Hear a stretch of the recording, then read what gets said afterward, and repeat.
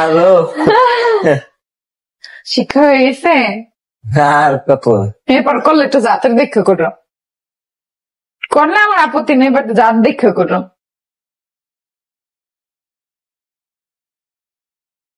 এটা কই রাখবো?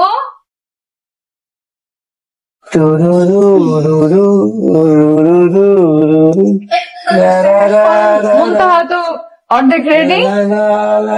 কি কি আছে? বিয়ের কথা তো দেখছি গান গাইতেছ। দুঃখের রিয়াকশন দিলাম, এ বলে সুখের রিয়াকশন পায়। ও দাঁড়া, পেটিকোট বের করে নেই। শেপ ওয়ার পরবো, শেপ ওয়ার। এখন হচ্ছে মেকআপ করতে বসবো আমি। ভাই বুঝলেন তো ভিডিওটা দেখে আমাদের আহাদ ভাইয়ের এই মাথার ঘিলুটা কে নষ্ট করেছে? আমাদের তিশা আপায় কিন্তু সবসময় আহাদ ভাইকে বিয়ে দেওয়ার জন্য উস্কে দিয়েছে। এই যে দেখুন ভিডিওর মাধ্যমে কিন্তু প্রমাণ হয়ে গেল।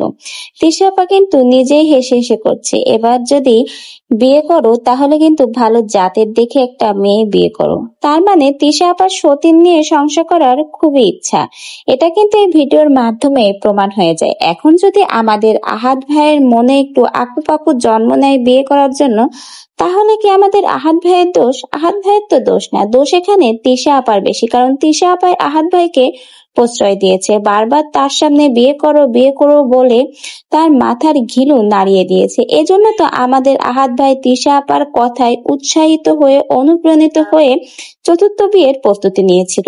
এরপরে আমাদের তিশা আপার মাথার ঘিলু মনে হয় আবার জায়গায় ফিরে এসেছে, এজন্য তো তল্পি তল্পা বেঁধে বাপের বাড়ি হাঁটা দিয়েছিল।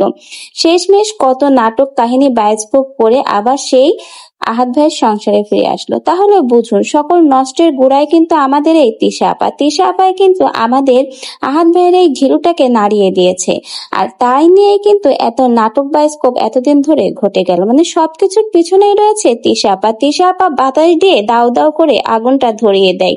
এরপরে যখন আগুন জ্বলে ওঠে তখন তিশা আপা আস্তে সাইড হয়ে যায়। তার আর কোনো দোষ না, সব দোষ হলো আমাদের ওই মাথা মোটা আহাদ ভাইয়ের। ভাবা যায় তলে আগুন দিয়েছে তিশা আপা আর উপরের থেকে দোষ হয়েছে আহাদ ভাইয়ের। মানে নিজেই বলে সতীনের সংসার করবে, নিজেই বরকে বলে জাতের মেয়ে বিয়ে করতে, আবার বিয়ে করতে গেলে সব দোষ হয় আহাদের।